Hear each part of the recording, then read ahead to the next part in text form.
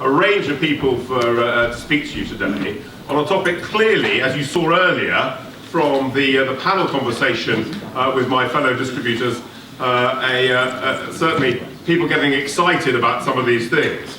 The Internet of Things, as it started off, then John Chambers called it the Internet of Everything, and I think actually it's going to go further into the Internet of Everything, Everywhere, Always.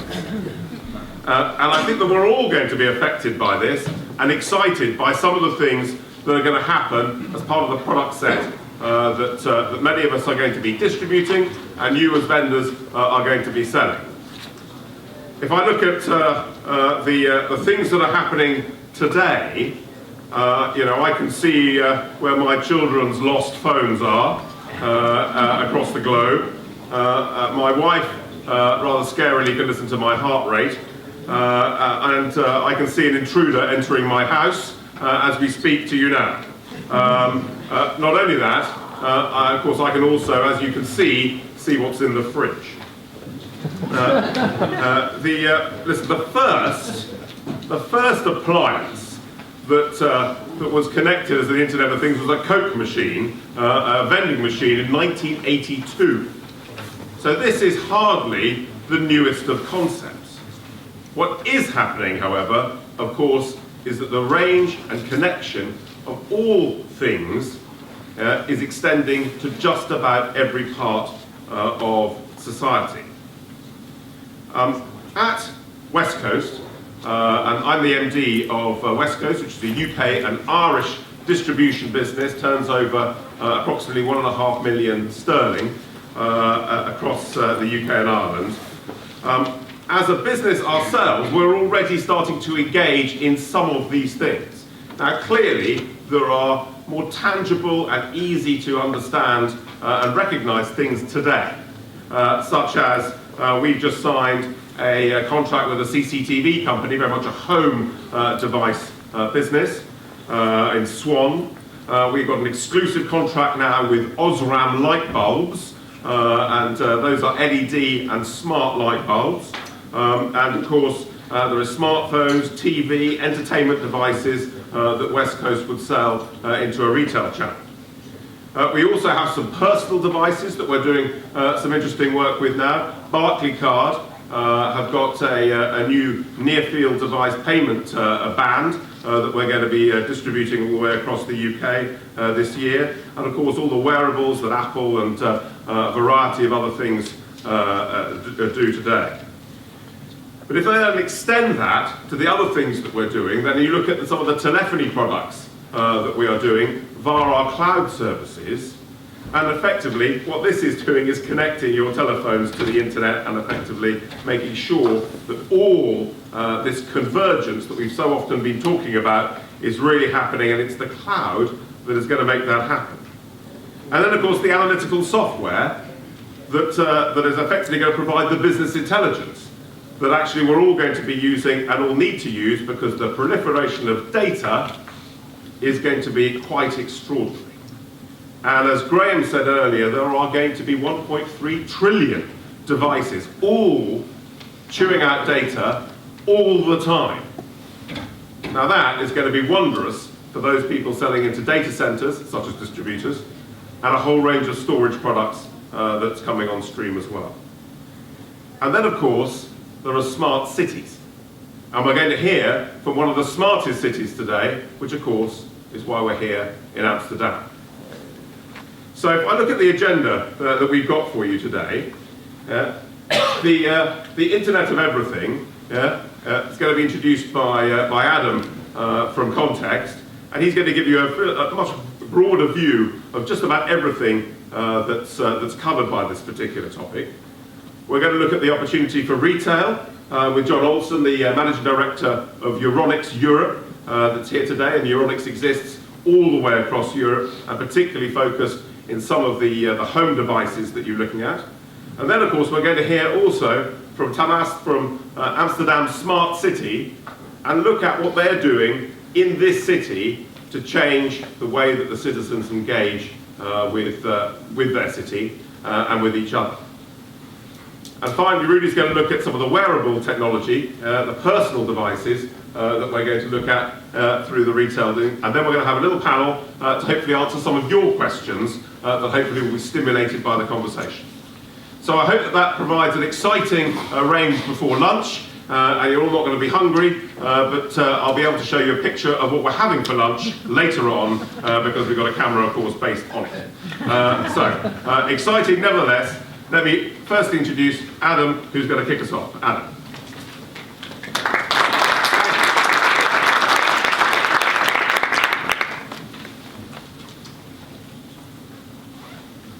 So good morning, everybody, and today we're going to be talking about a really important topic for the industry. We heard Alessandro Catani say it's one of the big growth engines for distribution and technology. And what does it mean to you? So in this session, which I'm doing now for the next 20 minutes, I'm going to talk about what I hope is as concrete possibilities for distribution and the technology industry, covering two specific areas, smart city and smart home. So many of you already know context. We provide data to the GTDC, we work very closely with the GTDC, and we're always looking for new, fresh ideas to make the information we provide to you more relevant and more useful. So this is the way that we have appropriated the Internet of Everything in context. We have the idea of what we call smart world, and there are 6 domains in the smart world that you can see there. Smart vehicles, smart office, smart home, smart people, and so smart city as well.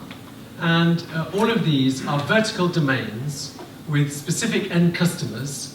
And in today's talk, I'm going to focus on 3 of them, which is the smart people, smart city, and smart home. So we're going to start with people. Now, why are we going to start with people? Because people are the ones who are going to buy all of these products. And it's where the desire actually starts for this revolution. So if any of you were at John Chambers' talk in CES in January 2014, when he got up and said, this is a $19 trillion business, and there'll be 50 billion connected devices by 2020, I think what he did was he didn't just inspire the industry, he also inspired a lot of entrepreneurs and people and individuals with this is going to be a major change in our life.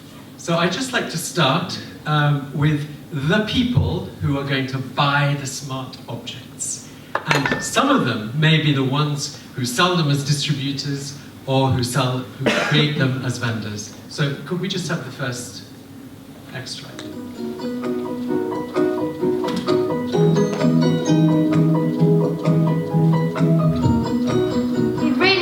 YouTube videos on TV because it will be a lot clearer and easier to see. When I'm driving home, I'd like the fire to automatically ignite. It would be really helpful to be able to monitor what energy we're using. Heating, switch on. I'll be home in half an hour. I want my favorite music to start the second when I come home. So it'd be really great if I'm feeling sleepy and I'm watching a film on the sofa to be able to pause and continue where I left off in bed on a different screen. I want the light to switch on when I enter the room. I would like this to speak to this one day. So it'd be great to control my washing machine from wherever I am, so it'd be ready for when I get home. What would make my life better would be to simplify the controls of all the technology. Actually, that would be great if I hooked up to my wearable tech so it would know when I'm waking up and it would start heating the house up and putting the lights on, especially in winter. Okay, so there's the dream. That's courtesy of a company called Yetu AG that showed this at IFA last year. It's a German telecoms provider. So what we've done is we've actually created a landscape which is familiar to distribution. And we've split it into 2 areas, business and consumer, not surprisingly. And the business is B2B, and it's also R2B, it's retailers selling to small businesses. In it we have the 3 different areas, Smart City, which is a series of projects for large and small and medium cities. going through resellers, going through vendors. The smart home projects is interesting. It's divided really into 3 areas. So you have a B2B, which is the house builders, which is a potential new target market for distributors, which is putting those IT infrastructure into the houses when they build them. Then you have the refurb and upgrade projects, which is done by artisans and small businesses, and which tends to be supplied by electrical distributors. And then you move into the consumer area, which is the plug and play. And for those consumers who are a little bit more adventurous, they might do a little bit of their own DIY. And so you have those areas of smart home. And then you look at the wearables, which is essentially a B2C area, but there are a couple of B2B opportunities which are interesting. So the insurance companies are talking about people having wearables to reduce the premiums that people pay. And there are companies that are talking about supplying wearables to their employees. So those are both B2B opportunities. So the question always at the beginning is, why invest? Why go into smart city? We're now going to talk about smart city in more focus.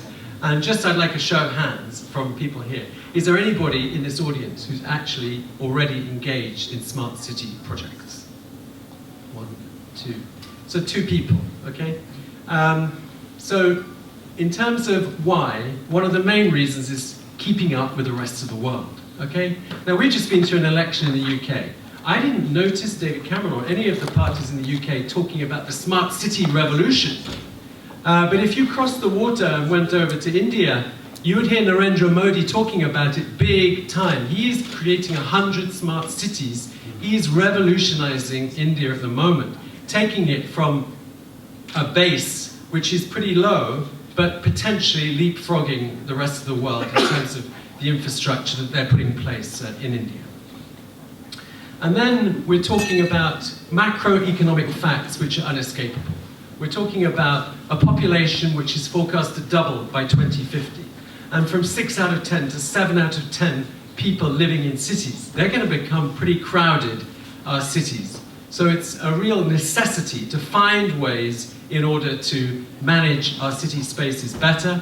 And some of the projects are under different categories: smart governance, the governing structures, smart mobility, the logistics and transport infrastructure, smart economy, e-commerce, a smart environment, energy, water, pollution, things like that. And then 2 softer areas, smart people and smart living. Those are the types of projects we're talking about in Smart City. And we're going to hear more about that from our keynote speaker from Amsterdam City, who's going to go into some of the use cases from Amsterdam. So we like to start with the definition, and the definition that we're using is one that comes from an EU report. And essentially what this definition is saying is that a smart city is a collection of IT projects. Okay, so, and it's in partnership with commercial third parties, with the citizens. There's a very important citizen empowerment element of smart city. And whilst what gets into the news and is the most well-known are the big cities of more than 5 million people, there are also many, many smaller medium cities that are starting on the journey. And so we have a little map that we've got here which shows where the smart cities are. I don't know if the dots show or not. Oh, yes, they do, that's fine. So what you see about the smart cities, the green dots are the smaller medium-sized cities. What you see is that it's pretty much all over Europe. You know, and these are just the top ones that have been highlighted by a website called Smart EU Cities. And then there's another report which has ranked the top cities, in which Amsterdam comes in the top 6 amongst European cities. Barcelona, which is where the original venue was going to be, is another big leader in terms of smart city. So the next slide is really the one slide that I hope you may take away from you, the distributors, in terms of what the opportunities are. So what we reckon is that today's SMB is tomorrow's small and medium-sized cities. That whilst the big vendors will obviously, and are obviously, working on the large cities, they will not have the bandwidth to respond to the demands of all of the small and medium-sized cities that are engaging in smart projects. So SMC, we'd like to see that kind of grow as a concept. And we think there's definite mileage in it for distribution and for the technology industry. And so my closing slide on Smart City, I took the latest report, which has just come out from the GTDC, and Tim spoke about it in his opening words. He called it, it's called GTDC Inside the Enterprise. And in it, there are 4 elements that were actually highlighted as being the strengths of what GTDC members bring to their clients.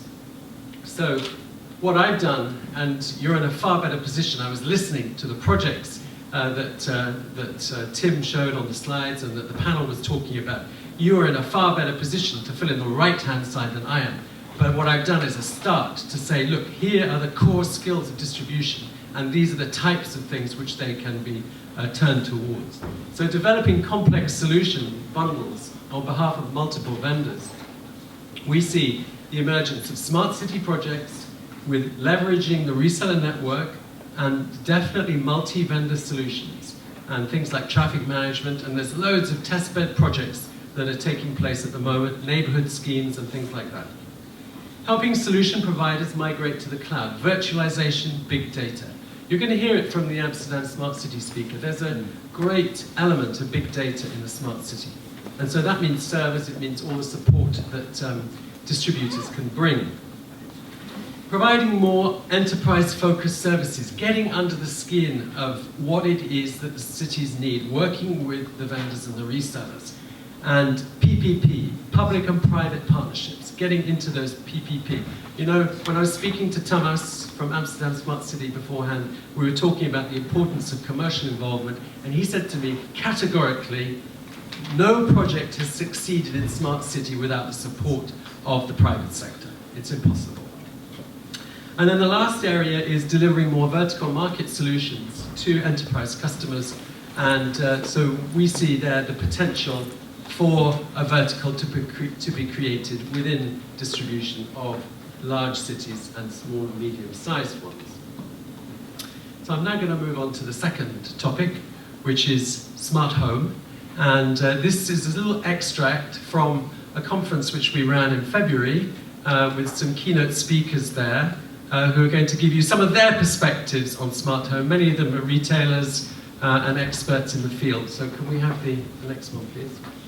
Today, you go on internet, you go on your mobile, you go on social network, you go in store, because we still have the same traffic in our store, but it's a different way of traffic, because you know better the products than in the past, you know better the different competition price and all that stuff. So how you make your salesman being able to be up to the challenge of this new customer? I think the retailers have quite a challenge today because of all the e-tailers that are literally accessing market. A lot of people doesn't know what home automation can do. So one of the most important things we have to do is to educate, train supply chain and consumers. We consider that we have something like 2.5 million smart homes being equipped, and probably in the next 5 years we'll ramp up to 30 millions, maybe 40 millions.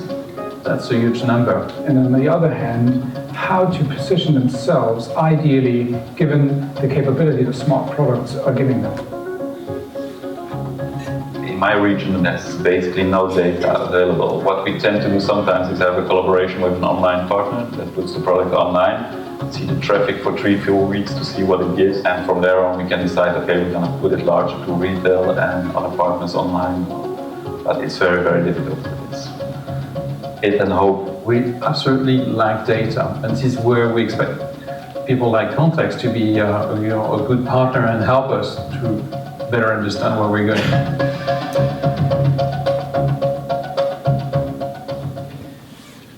And John Olson, who's going to be speaking after me, was also a speaker at that summit, but I thought you'd rather hear him live.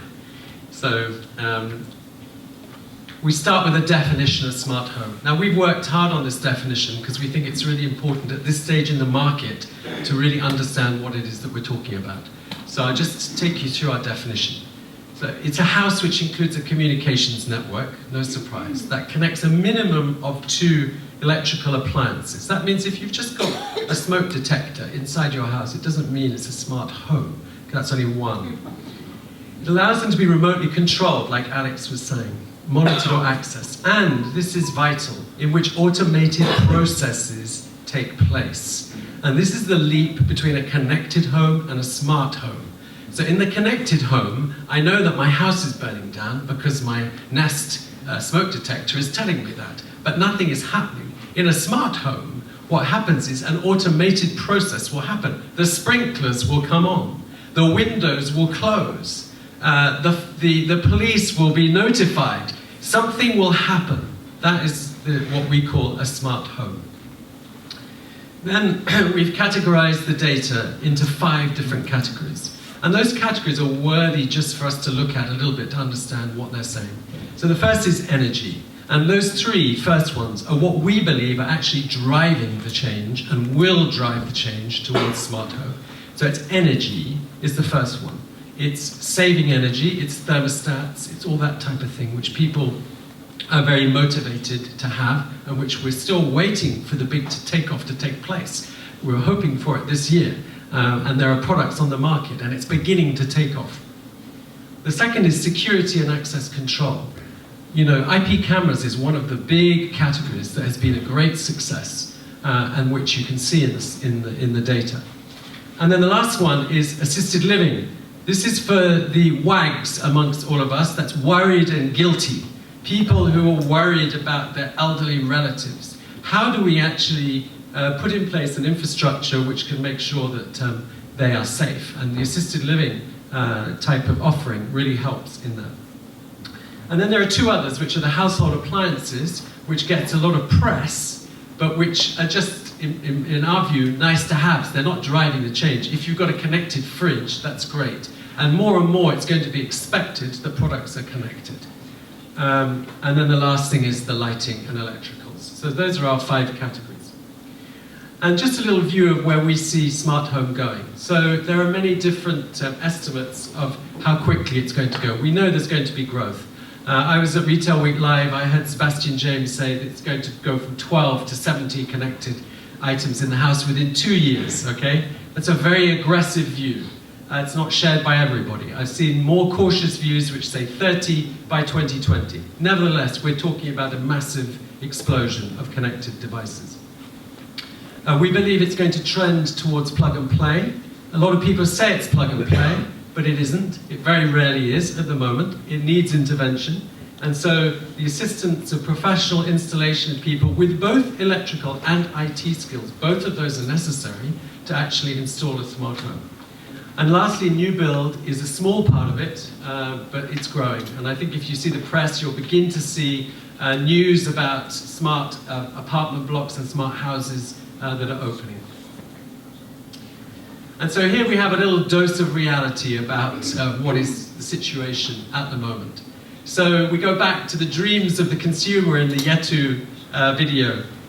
The consumer is as yet unconvinced and is not putting his hand in his pocket to pay for all of these devices. So there's a number of things. Firstly, it's not as easy to put them in place as you think it is. Secondly, there are massive fears. It's the elephant in the room. Security is a major, major concern to people. The interoperability of devices, it is a jungle. There is, you know, VHS and Betamax is a simple type of jungle. This is a massive jungle of different technologies and protocols. And so backing the right horse is obviously a bit of a concern to people. And then lastly, the consumer isn't persuaded. I was at the checkout the other day in a store. I saw a smoke detector for $5 or £5, or I could have a Nest for £100. So which am I going to choose? And the consumer is still choosing the £5 one. He hasn't seen the value as yet, even though Nest are doing a good job about it. There's a new competitive landscape which is impacting retailers and is going to impact distributors as well, which is, in the old days, if you introduced an IT product, it was very simple. It was the ICT industry that slugged it out. E-tailers, the most recent people on the scene, and perhaps some general merchandise. Now, there's a much broader battle in terms of the utility companies. British Gas are putting in hives when they go in order to upgrade your boiler or service your boiler. And British Gas are doing, and they just bought a company called Alert Me. They did that yesterday. So you've got the utility companies. In the US, it's the DIY companies that are leading. You know, it's people like Lowe's and Home Depot who are leading. It's not Best Buy. And so they're a new competition. And equally, ICT distribution is not alone. There are the electrical distributors as well. And then there's a big question for retailers, which is worth just talking about, as obviously many of you work with the retail community. And the question is, how far should the service offering go? And so this is a very interesting extract of what Sebastian James said at Retail Week Live about the importance for retailers to stay relevant. We have the new load of competitors about to enter the market for the hearts and minds of the customer. You know, we see people from every part, whether it be the manufacturers, whether it be the connectivity providers, whether it be energy companies. We're all looking to get permission to go to the customer's home and provide them with everything that they want to make their new connected lives better. And so, as retailers, where we used to be basically responsible for providing people with the equipment that they want, now because customers regard the equipment as only part of the service, if you don't provide the whole thing, you run the risk of becoming irrelevant. So Sebastian said that Dixons is going to install and maintain smart home products. Now, is there a place for distribution to support that as an additional service? I think there's an interesting opportunity there for distribution, because there's one thing that's sure. In the state of things as they are today, if smart home is going to take off, someone is going to need to help most consumers. And we think that there is a little opportunity in here for distribution, because the small and independent retailer will have an advantage with their proximity and their service capability. So here it is. This is just to remind us about the brand jungle and how do we navigate the brand jungle in the smart home, and the protocol jungle with the wide range of protocols that exist, and the cross-platform initiatives. Recently, Euronics joined the All-Seeing Alliance. Okay, so where do you want to place your bets? With Intel, with Qualcomm? It's a kind of interesting question. So I end this with 3 questions, which is, first of all, are these real for distribution? If not, why not? And is it just because there's not much revenue in them? Are ICT distributors doing enough to make sure that they put themselves in the position to be the distributors of choice for smart home and for smart city? And lastly, do distributors have to offer or choose between the products, or can they go about it in more of a marketplace approach like Amazon? So with those questions, I will leave you. Thank you very much for your attention.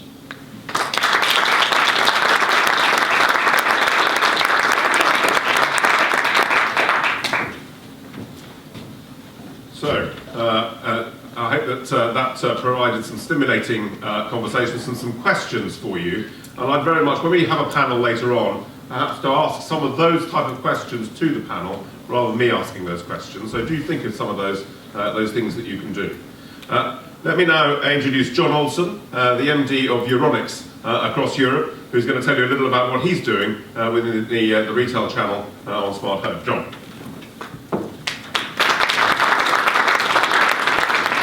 Thank you, Alex. I'm happy to be here today. Indeed, as Alex briefly said, I will talk about the retail perspective. So what are we doing? What is our approach, vision and strategy into smart home? And I learned that I should say smart home, Adam, and not connected home, right? Because we have to be smart.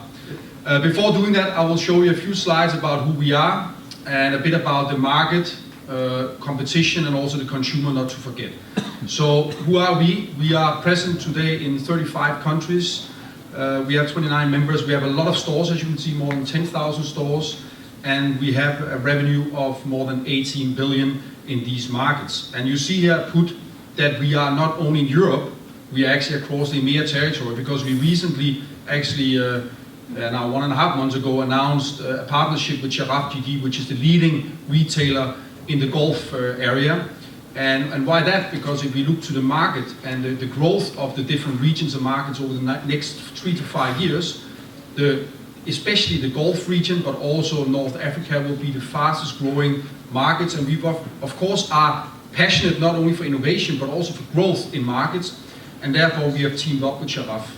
Maybe important to say is predominantly the Euronics brand are used across our countries, but also in France we are represented with Boulanger, in Turkey with Tegnosa, in Ukraine with Foxtrot, in Kazakhstan with Supak.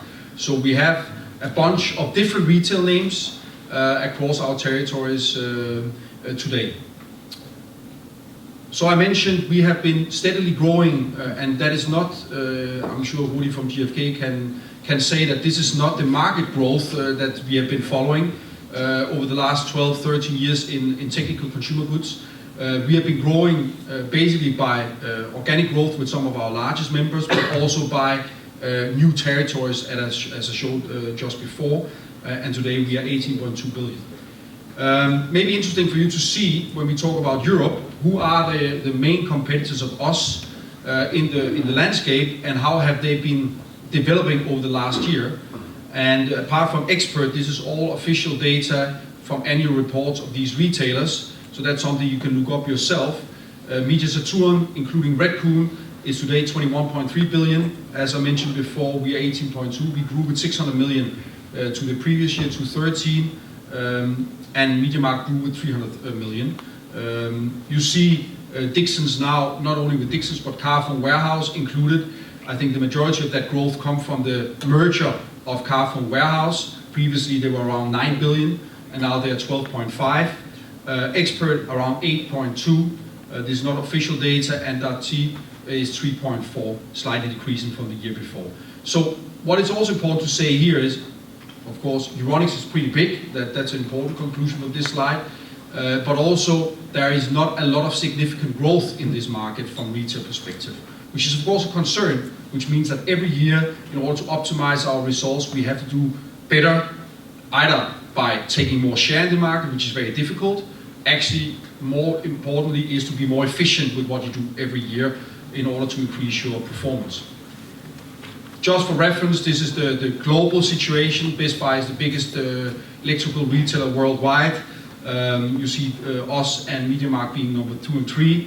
Suning from China, and also Yamada Denki from Japan is among the biggest in the world.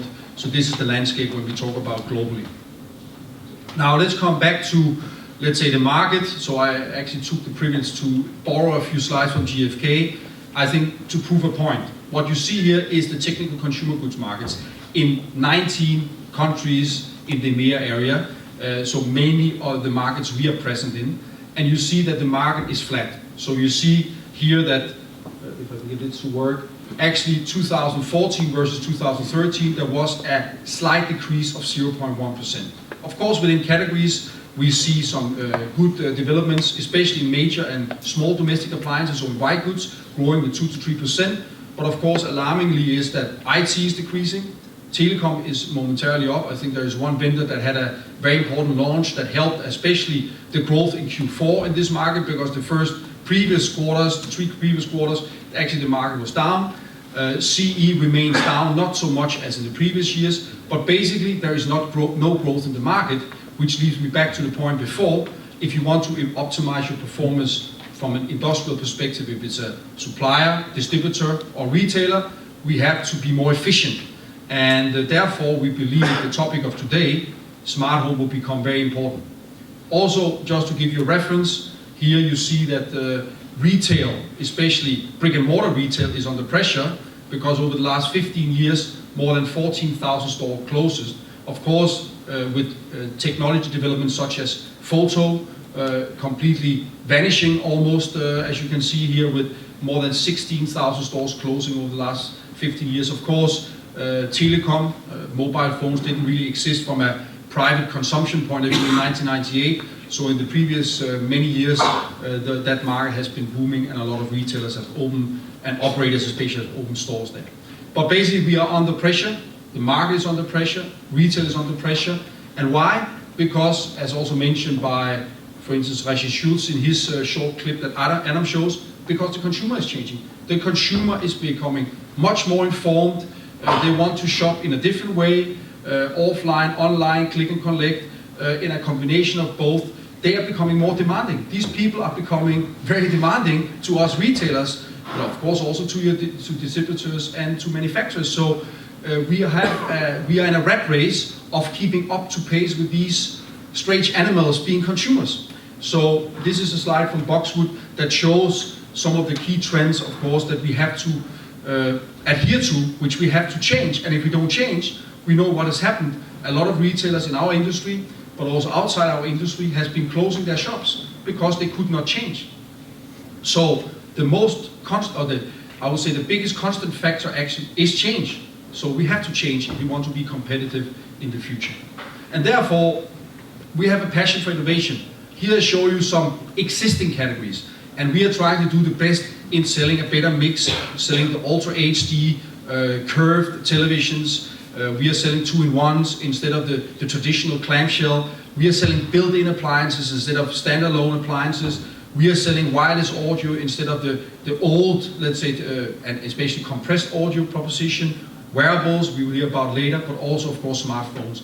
But of course, there is a big opportunity out there, and that is what has been the red line of the discussion today, which is the Internet of Things. And I will now spend the last part of my presentation in explaining to you what we are doing there. We believe, as we are value-added retailer, this is a huge opportunity for us. The pie is not growing so far in the traditional categories. So we believe that this is a major opportunity for us to actually grow the pie, meaning that the market will grow in technical consumer goods in the next years if we get this right. And there we have a major role to play. I'm sure the distributors have a major role to play, and also the vendors, the suppliers. And I don't have to tell about this. This is one source of information that says the market will grow. We heard it before from the previous speakers. We all align the market will grow. How much? Okay, not so important for me today, but we know this will be a growing market and we have to capitalize on that growth. Secondly, it was also mentioned before, it is a very fragmented and complex landscape in terms of new suppliers, new vendors that we don't know from before, that we have not worked with before. So there is a challenge there as well. How to cooperate with that, new business models. We will talk about different services, installation capabilities that we need to help each other with in order to get the value out of that. And as mentioned by Adam, we decided to join the All-Scene Alliance. We announced that at CES in January in Las Vegas. And the reason for that is not that we want to be affiliated with one, let's say, one alliance. We said, and there was also, I would say, a bit of a statement to the suppliers to say, today, if we look to the potential risk we have, there will be different standards, different alliances, which will confuse the consumer. So we took the decision to say, we would like to work at that point with the most open alliance that we have seen, with the widest amount of brands and propositions, categories being represented, which is the All-Scene Alliance. That not being said that we will not engage with other alliances. We want, in fact, that all alliances at least can talk together, that there is a joint protocol, that there maybe are more benefits out of working with different, let's say, propositions is another thing, but it's very important for us also to not confuse the consumer, that there is a broad alliance around smart home propositions. So very much in line with the categorization that Adam just shown, we have been doing our home work in these categories and saying, first of all, what are the categories that are out there? And I think there is broad alignment with what Adam showed. Maybe we have different wordings, but we have energy management and climate control, we have security and access, we have appliances, but we have separated between, I would say, more brown goods and white goods, being, let's say, audiovisual entertainment systems and smart home appliances, sports and healthcare, more wearables, and then I can see there is a bit of a move there, but this is lighting. And if you look then, secondly, to the value of this, you see lighting is very big today. Lighting control, 39% of the market, but also not to forget, of course, security, access, 23%, and energy management, 19%. So those are the biggest ones, also proving the point that Adam mentioned before, that it's nice to have, when we talk about smart home, the appliances to be a part of it, but today it's not really, there is not a significant value today in it. So we have segmented the market. We have also said what are our focus areas, and what we will focus on initially is the blue, orange, yellow, and the green area. And we see sport and healthcare a bit separate, because it's not to do with smart home itself, it's also on the go. It's in and outside the house. So this is what we focus on, and we move actually security access control together with lighting, because we believe that if we look to the alliances, if we look to the vendors playing there will be an opportunity to actually bundle that together as one proposition. But of course, our optimal view is that the whole smart home can play together, that appliances can play together with security and access propositions, together with energy, that you can actually operate everything with one app, with all your appliances. That is the ultimate dream. So this is the first step that we would like also to range in our stores. And to bring it to the stores will be, of course, a major, let's say, challenge, because we have a lot of, our stores are not empty. So, and we have different store formats ranging from 100 square meters up to 2,500 square meters. So we need to make sure that what we put in these stores are different. So in a smaller village-based retailer, we have to have a more tight proposition and offering.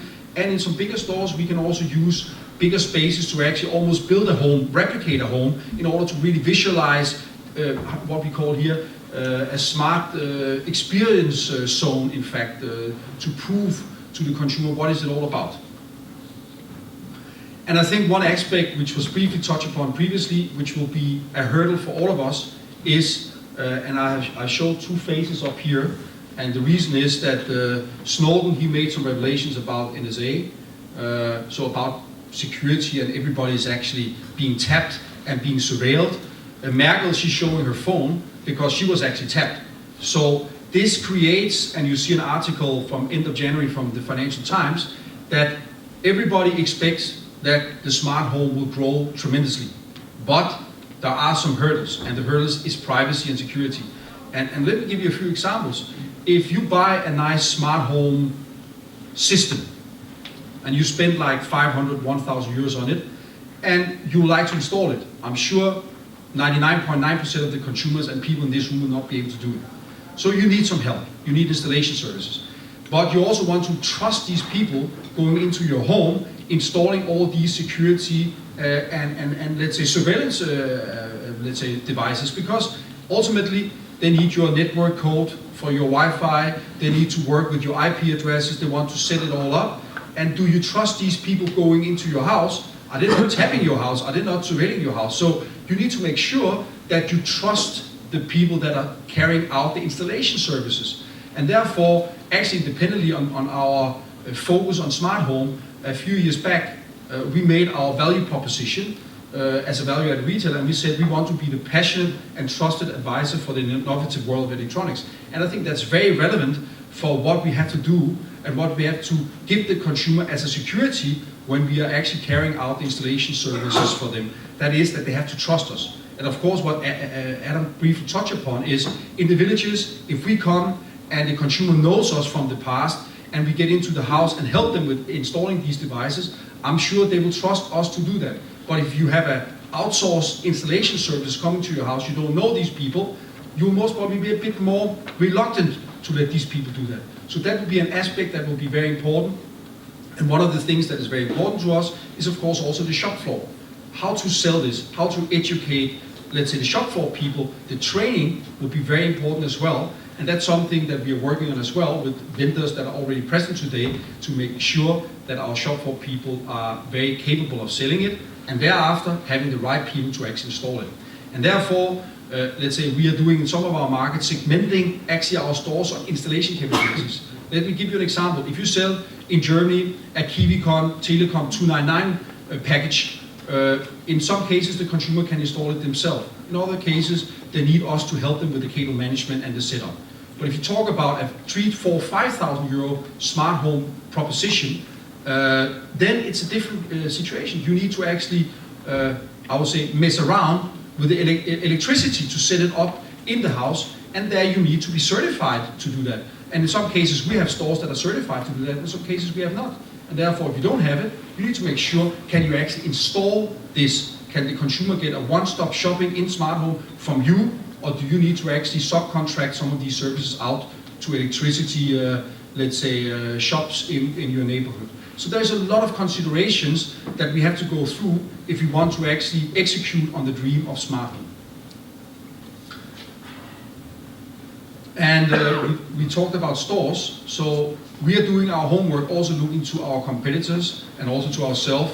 This is one of our stores in Germany, as I mentioned before, selling the T-Mobile Telecom Kivicom concept. But here you see Best Buy, you see, I think this is Home Depot, this is Lowe's, this is MediaMarkt, this is Sears, and this is an onliner. So you see that there is a lot of early days out there in retail. A lot of retailers are trying out, are executing smart home initially, but nobody has cracked the code yet, and we cannot do it on our own. We need definitely the vendors, and I talked about alliances and homogeneousness in terms of capabilities and standards. And the second thing is, of course, the distributors, because I think the market, it will be very dynamic. But what will win? Which use cases will win first? Which devices will then win? And what do we all have to sell? That will be one of the big challenges. And therefore, to end the presentation, here's my final slide with some conclusions and considerations. First of all, as I mentioned, the market is not growing. The traditional market is not growing. So therefore, we believe there is a huge opportunity because the smart home market will grow. How big, how much, we don't know, but this is an opportunity for us to actually grow the pie. Therefore, we need to definitely be best prepared, at least in our view, for actually capitalizing on that. But how to sustainably grow this market? We have a lot of markets where we as an industry has actually made a very sexy product or category commodity within a couple of years. So we need to make sure that we all, for all of us, for you guys, for the vendors, for us, that we have a sustainable growth, a profitable growth over the years to come. And there you see some questions, of course. What is the role of the different players in this? And how to educate the consumer. We need definitely help from the vendors and from you guys to actually sell the propositions and to make sure that the format confusion is well managed with the consumer. And as I mentioned before, training installation will become very, very important. Question, of course, which we cannot answer as retailers. Which alliances and brands will likely win or be the future of this business? Also a key question and not easy to manage. And which use case and devices will grow? Because today we showed, Adam showed a video where it was very clear some of the needs of the consumers, but how to explain that to the consumer, how to market it, and how to make sure you have the right capabilities in store to actually sell the proposition. That will be the challenge. So with that, I have at least addressed some questions, Alex, for the panel session later on, and I hope there will be some more questions from the audience. Thank you.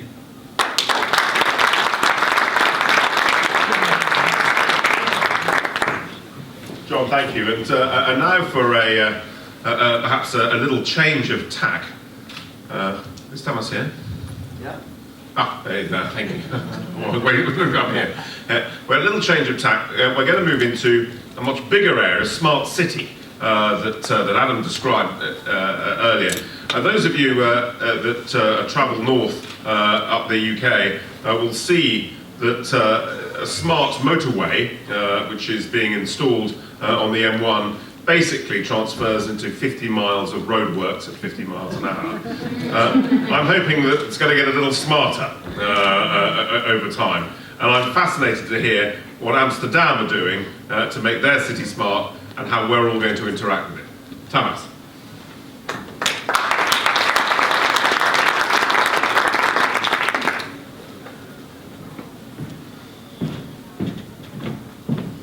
So here's my smart paper.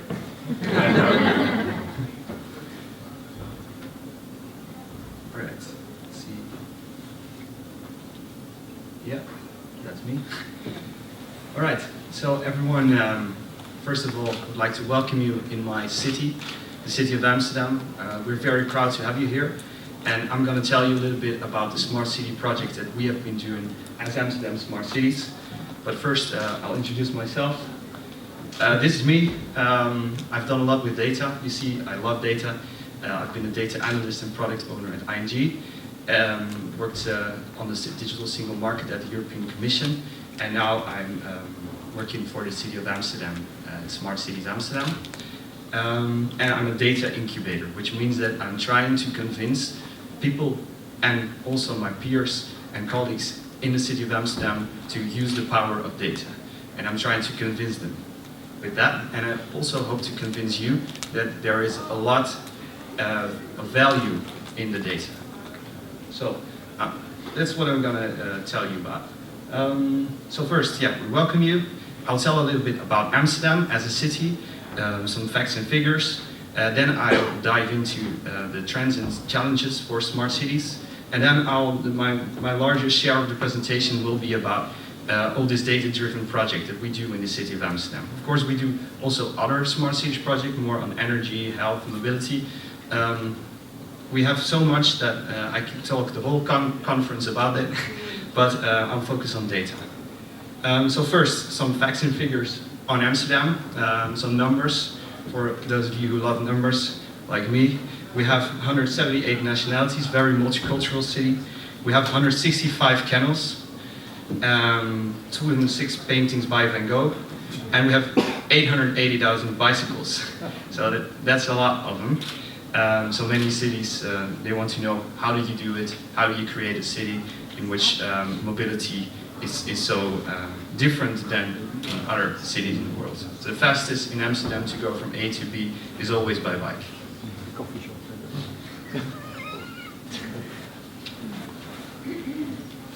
So also, we are saying that we are the startup capital of Europe's West Coast.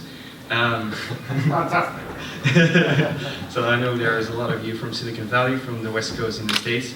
And Amsterdam is also trying to become a startup capital, and it's actually going pretty well. Even Forbes recognized that, and they put us at #1 at the Knowledge Economy Index for startup cities. So it's pretty good, and we're developing that at the moment. And also we are a very big transport hub, and I mean transport in the traditional sense. So we have a port which is very big. Of course, the port of Rotterdam is bigger, which is our competing city here from the city of Amsterdam. But yeah, it's only 100 kilometers away, so all the goods coming in Rotterdam, they end up here as well. And the Amsterdam airport is also one of the main hubs in Europe for flights. But maybe even more interesting, there is the Amsterdam Internet Exchange. This is the world's largest data hub across the globe. And in 2013, you see there were 5,600,000, maybe even more. I don't even know how to pronounce this in English. So many terabytes. It's incredible. They are here in Amsterdam and all over, basically going all over the globe, crossing Amsterdam as a major hub. So, but what is actually a smart city? And this is what has been asked a lot. And what we see as the city of Amsterdam, maybe a little bit different from the US discourse, is that we also see the citizens' point of view as very important. I'll get to that later, but here's a few words for what is a smart city. It's a startup city, it's economically vibrant, we are a sharing city, we share the knowledge with each other, but also using technology. Hyper-connected, even more and more, of course. And we are a digital and a data-driven city, sustainable, see, there, yeah. Healthy, as much as possible, of course, because we also want to enjoy life. And demand-driven. This is very important. We, as the city of Amsterdam, we're here for our citizens. And the citizens is basically the same as a consumer. I hear a lot of you talking about consumers, but I think in the future, citizens and consumers will be more closer related also in the concepts. So, but I'll get to that later. I'll first tell you a little bit about the organizations that we in Amsterdam represent for smart cities. We have basically two organizations. I'm of the CTO office, so representing here the Chief Technology Officer of Amsterdam, Mr. Ger Baron.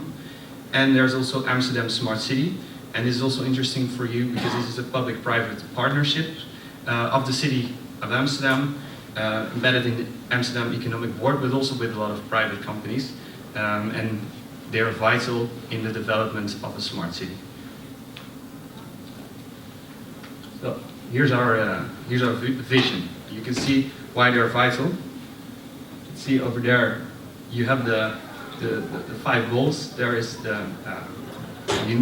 we need a collective approach.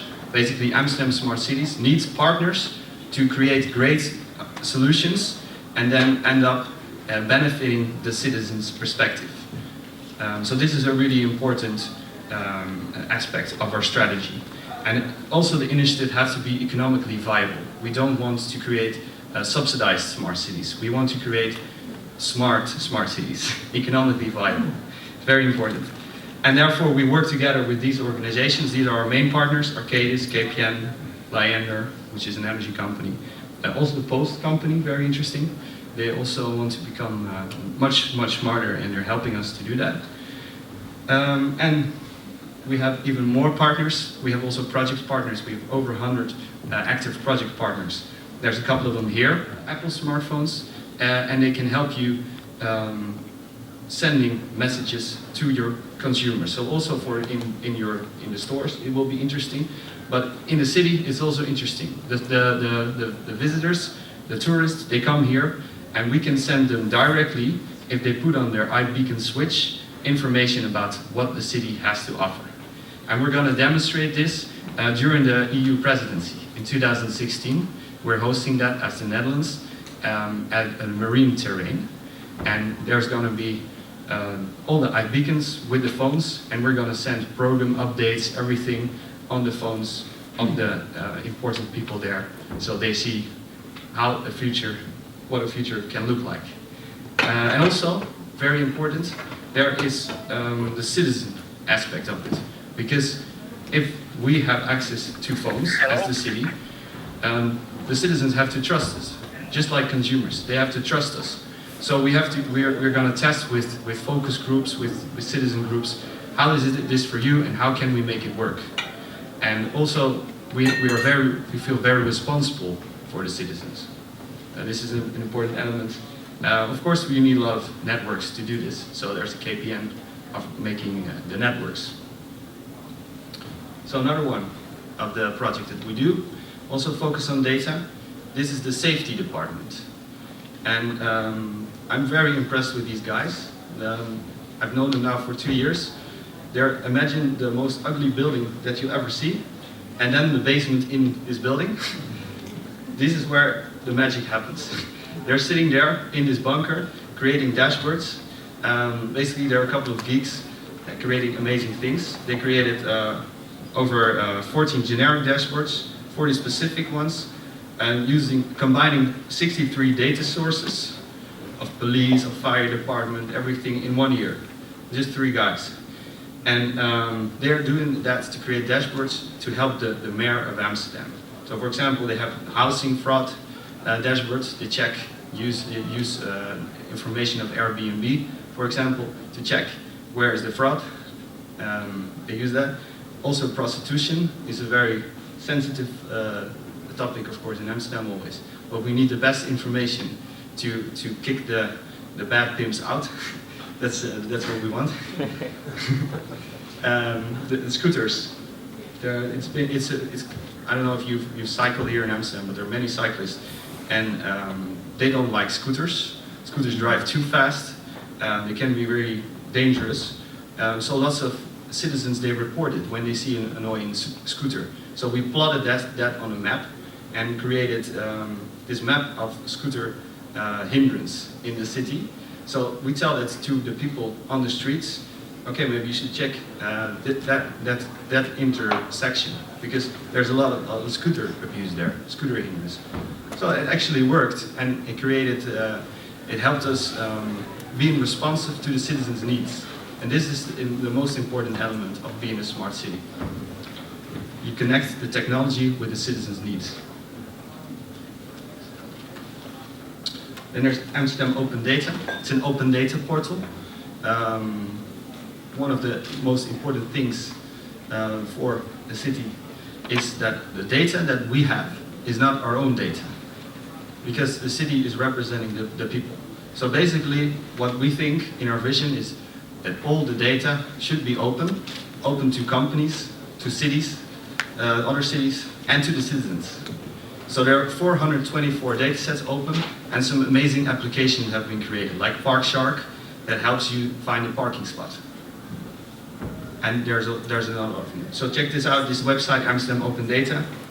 We've also created a map in which you can just, all the data that we have is plotted on a map. So you can, for example, say, okay, I want to see where are all the waste points. So if you want to find a waste point where you can bring your trash, use the Open Data map, it's there. And also you can see where are the most reports of hindrance. So all these kind of things. You can see the categories for those who read Dutch. That you can just see, for those who don't read Dutch, you can see there are a lot of them. So. Another important thing in Amsterdam is that we work together with many organizations. We as a city, we don't have so much money. We are only here to facilitate other organizations, knowledge institutes, private companies to do their best and to create solutions that are viable economically, but also to our citizens. So we created this open innovation ecosystem. Well, basically, we didn't really create it. It was just there, and now we're trying to coordinate and facilitate it. One of the most important things in the future, I think, is the sharing economy, the new economy. How many of you heard of the sharing economy? Yeah, fair amount. Basically, the sharing economy is a way in which you, as consumers, try to share the property that you have, like Airbnb, like Uber. You share your car and you use it as a commodity, generating, of course, enormous amounts of data and traffic. In Amsterdam, there's one amazing app. If you don't have it yet, download it. Oh. It's called Peerby, and it's collaborative economy because it helps you to borrow stuff from your neighbors. I've been, when I was moving and installing my house and installing an IKEA closet, of course there's always one element missing. So this app helps you to find this element and to borrow, for example, your gardening tools. And you as a consumer, as a citizen, you borrow, but you also lend, and there are review systems. So it helps you to create this new kind of economy in which consumers or citizens help each other out. We don't need the stores then anymore. So this is an interesting development for you. In the sharing economy, a couple of forces came together why Amsterdam is a hub on that. There's big data. I already told you about the Amsterdam Internet Exchange, but we also have major quantitative programs here, so lots of science. The startup scene is very big, it's getting big in Amsterdam, and there's a creative design, service design scene, with also lots of commercial from traditional industries. So they came all together in this ecosystem, and we as a city, we tried to figure out how can we make this work better, and how can we make those three forces actually coincide them and make it work even better to create value for the citizen. And when I say value for the citizen, I also mean business value, because only the citizen initiatives cannot work. So we need business value too. So we competed for the IBM Smarter Cities Challenge, and we won. So next year they're coming to Amsterdam, and they were going to help us finding an answer to this question. Also, Airbnb is interesting because Amsterdam is one of the first cities that's levying taxes through Airbnb. So it's not illegal in Amsterdam on a couple of conditions to do Airbnb. So almost at the end, we have health and technology, also important element. I'll get to that later if you meet me in the lobby. There's great stuff going on, and we are a member of some networks. So of course we're not here only in Amsterdam, we're connected to other cities in Europe, European Network of Living Labs, Eurocities, representing 140 biggest European cities, and connected smart cities. So we're working also on lots of European projects. Then there's one thing that I would like to invite you to next year, it's called the Digital Mile. It's the mile at the marine terrain where all the EU presidency people will be at. And we, as the City of Amsterdam, we will showcase some of our best solutions in Amsterdam. So there will be drones, there will be iBeacons, like I just told you. There will be sensors, self-driving cars.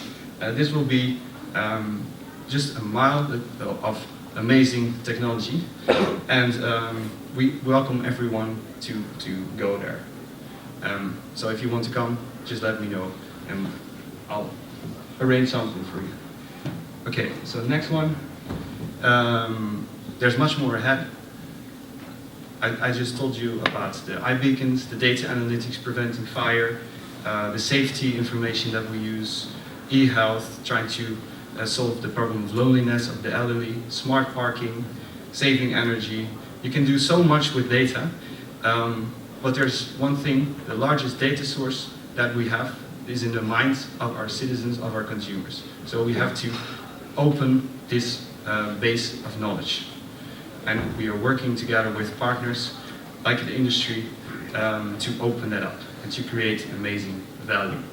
And of course, we need high capacity and quality data networks to facilitate that. So this will be also a major challenge in the future. So I'd like to thank you all for coming to Amsterdam, for being here, and I would like to know what you think later in the panel. Thank you.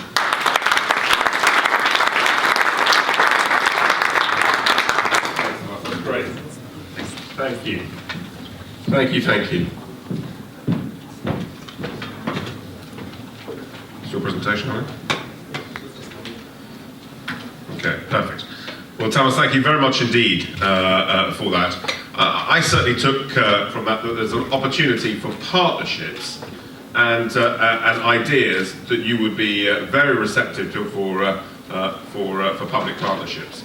And I think as businesses, as vendors within the room, certainly I think that the Smart City initiative clearly provides all sorts of opportunities for you and a whole range of new startup opportunities. And for distributors in the room, it's clear that actually that the huge amounts of data that are going to be required to measure all of this and to enable it all provides a great opportunity within your server business and your systems integrator business. You're going to see much more opportunity with that, with ISVs and a whole range of opportunities there. So, to change tack, perhaps totally, and now this is about your personal Internet of Things. I'd like to invite Rudy from the GTDC's partner GFK to come and tell us a little more about what we're going to see in the personal Internet of Things devices. Rudy.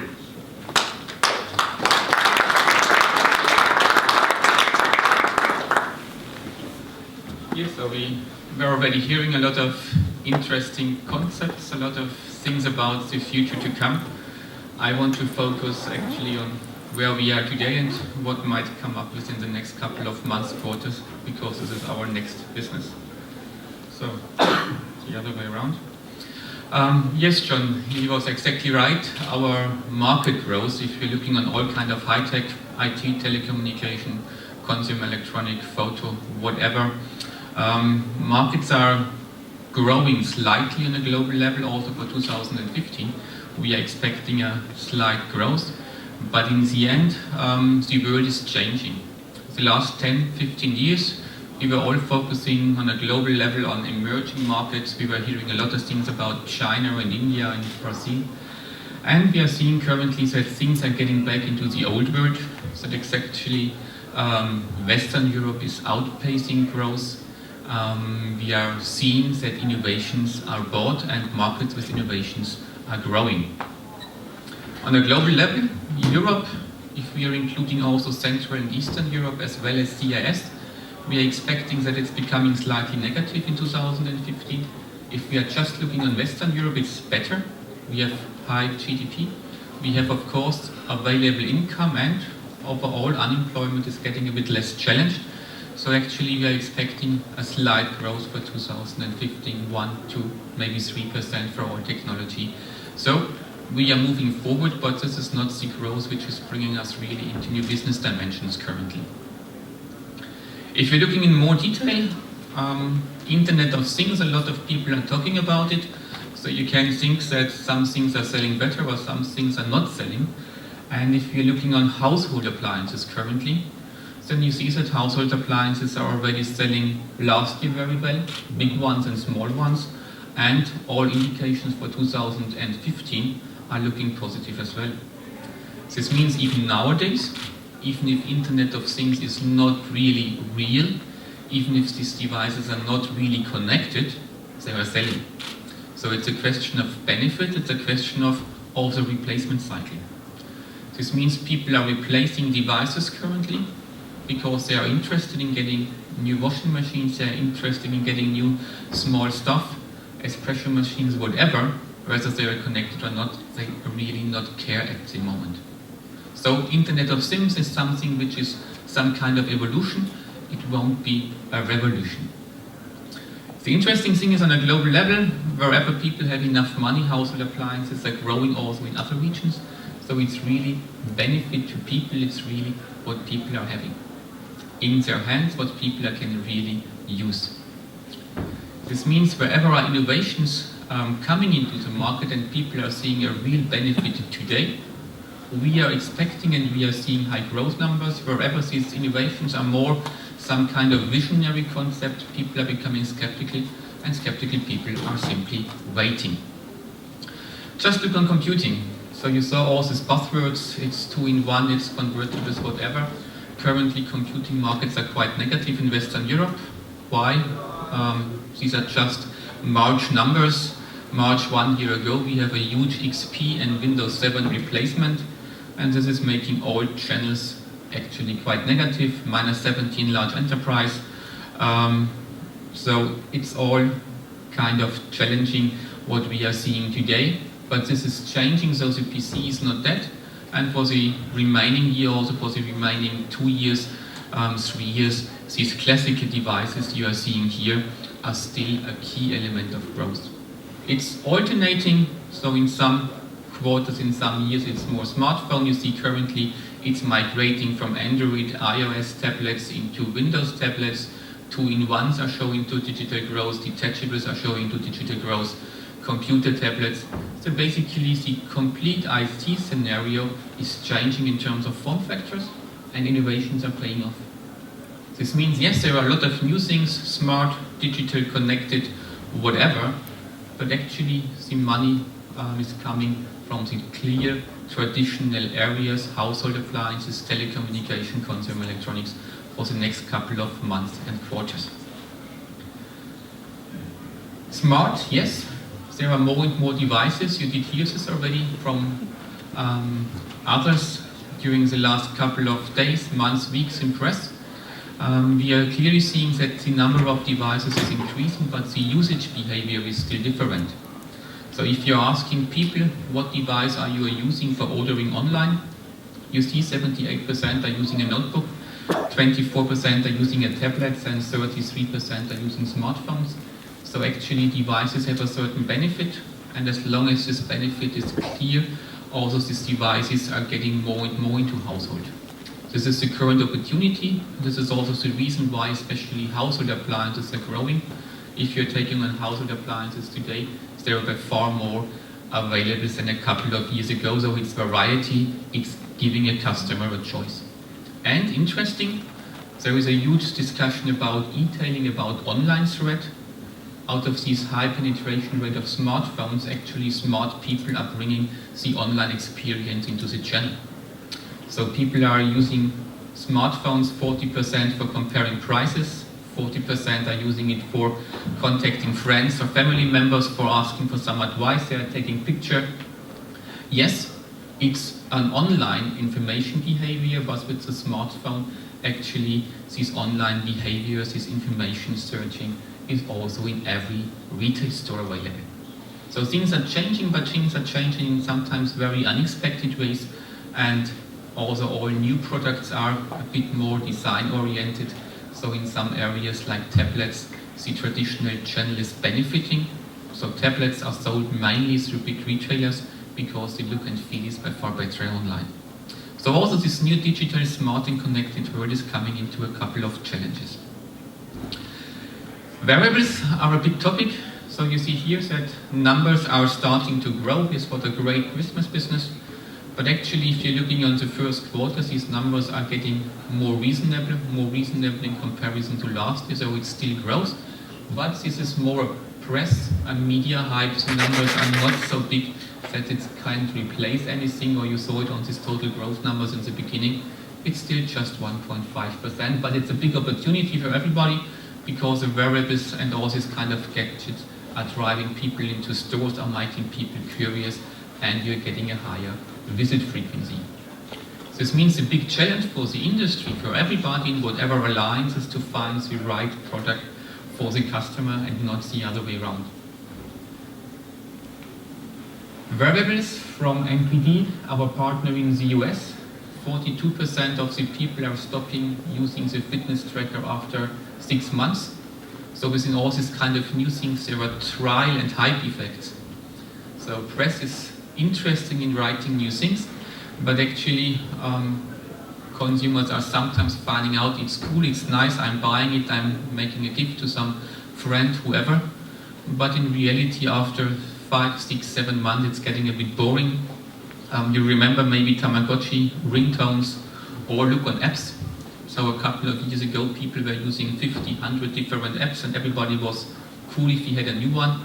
Right now we are optimizing. So this is also something we are seeing more and more in these hyping words. It's a huge hype out of digital information. The information is out within seconds, not within days or months, like in the old world, but it's a bit questionable what is really a lasting, a sustainable market, and this is important to ask yourself, your partners, for whatever you are doing. Also watches, yeah, iWatch, smartwatch, whatever you might call it. I had a discussion yesterday here and we were coming to the same conclusion. I'm always coming in a lot of discussions. There are 3 types of people, or maybe 4 types. Some people are really interested in expensive watches. They're maybe not moving to a smartwatch, others trying. There is a 3rd category, they don't use watches at all. And the 4th category where a watch is even just a fashion item. So whether it's working or not, it's just fashion. So yeah, it's an opportunity. It's also a real opportunity for the next couple of years. There are a lot of new scenarios, especially in connection with smart cities, with beacons, with all this kind of new stuff. But it's something which is starting slowly. So it's again an evolution, not a revolution we are seeing here in terms of market numbers. But markets, as soon as they are deciding to change, it's getting fast. So you see here 2 examples for going down and going up. So you see portable car navigation, just within 3 years, 4 years, the market is just cut it down by half of the volume. Same with e-readers, and on the other side you have these new sound systems, or you have these action cams for skiing, for mountain biking, for whatever, and it's the other way around. So especially for distribution, but also for all kind of product development, markets are changing by far faster, and we are seeing currently that even it's accelerating. Also the form factor on computing or monitor market sizes, so wherever we are looking, these changes are becoming by far faster, and this is probably an effect of being a smart customer. Smart customers are making also smart decisions by far faster than a couple of years ago. It's getting connected, but when you're asking people why you're buying a TV, it's different. So 27% are saying, I wanted video on demand. I wanted a new TV is 64%, and I wanted access to internet is 31%. So of course, we all want to be smart. Of course, we are all buying things which are smart, because from a certain price level onwards, it's smart. But the real reason is, I just want a new TV for watching TV. So the life is also for a lot of people sometimes by far more easy, and actually the purchase decision is a bit less smart oriented. It's smart, but in a different way, pragmatic. So a lot of things are coming together. You were hearing it already here from Amsterdam City. Also Euronics was showing exactly the same. It's energy, it's security, domestic appliances, leisure, assistance, healthcare, whatever you might, however you might describe it, whatever you might put a definition on a table. Yeah, that's all fine. We can say cloud is the basic. We are all connected, and of course this being connected is offering a lot of new things. But again, this is happening step by step. We have a nice example in Germany. Out of law change, people were buying hundreds and thousands of smoke detectors. Personal friend is with the fire brigade, and he was saying, yeah, all people are buying smoke detector, but the percentage of smart smoke detectors is less than 1. So actually, yeah, smoke detector we need, but a smart smoke detector, why? So things are changing slowly, and a lot of markets are looking great currently, but with this slow evolution, people are just replacing things, and within this replacement, devices are automatically becoming fast. A good example is our smartphone. Look on smartphone today, look on smartphone 2 years, 4 years, whenever years ago. They are by far more equipped with a lot of new technology and functions, but it's just in, you just get it, and the smartphone market is under pressure even with all these new kind of things. So it's a huge opportunity, but the opportunity is also in a certain way challenge. You saw it also on IFA last year. You're finding a lot of things which are now called smart. A smart espresso machine is probably nice also for a couple of months. Then it's a question what you're doing with a smart espresso machine. Or you were saying it in the very beginning, surveillance at home. Yes, you're seeing your cat, your dog eating every day. Not every day somebody is breaking into your house. So after a couple of months also some kind of personal surveillance is becoming a bit traditional, a bit boring. And this is actually what consumers are experiencing. Same with fitness devices, so there are a lot of indications that after this first big hype, we are coming into a steady growing market, but this time horizon is a bit longer than short term. Smart home, study from the UK, 76% of all the UK people are saying, hey, I'm interested in smart home, this is really great. And if you're asking then people who have an own property who can really invest, then only 19% of the people are saying, I'm willing to invest. They are now probably looking for some kind of things, but we see already this big gap. And usually if you are getting a number like 19% who are interested, then the real purchase percentage is more around 10. So half of it is really buying things. So sometimes I'm also getting remembered on these green discussions. Yes, we are buying eco products, we are buying green products, whatever it's called, country by country. And then in reality it was taking another 5, 6, 7 years where people were really starting to buy, or mainly the retailers were forcing people to buy. So it's a relevancy. This is the clear things the industry has to focus on. And there is still a long way to go, because a lot of things are nice, they are all fascinating, but they are often just fascinating for digital immigrants, to use this word again. If you're talking to young people, to digital natives, they are saying, hey, yeah, cool, but what for? Or yes, that's normal. So a lot of things are also changing with the younger generations. Nevertheless, the smart home and getting connected is the big growth potential for everything. This means it's getting together. We're seeing it moving with gadgets, with toys, drones was mentioned. Of course, connected cars, healthcare systems are changing. There are a lot of very smart home, but within the next 4, 5 months, quarters, and even 3 to 4, 5 years, these traditional high-tech products, whatever you're doing business with, are probably still a major part of the sales. What are the conclusions? The PC is still alive. It's not dead, even if it's negative the first couple of months, years. Smartphones are the real PDAs, so actually smartphones are the reason why all this smart thing is working. And we are seeing a clear benefit now for storage, for all this communication stuff, for telecom, because there is more connectability, there is by far more storage needed. So these markets are growing, and Internet of Things is creating currently a lot of new growth opportunities. but they are showing high growth numbers because numbers are all in all still a bit tiny. Smart home will become reality because we are all connected and devices are simply becoming smart, so nobody can avoid it to become smart in a certain way. We are seeing especially that B2B replacement will also push all this kind of smart topics. So with the next wave of Windows 10 and software replacement, which is following, a lot of things also will getting by far more smarter. And the SME markets are anyway closer to consumers, so they will start first. And all this kind of stuff you can get connected.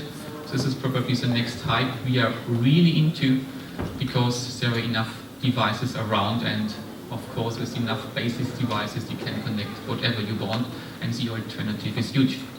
This means success is a journey, not a destination, so we are at the beginning of a huge new success journey, and I hope you're making the best out of it. Thank you.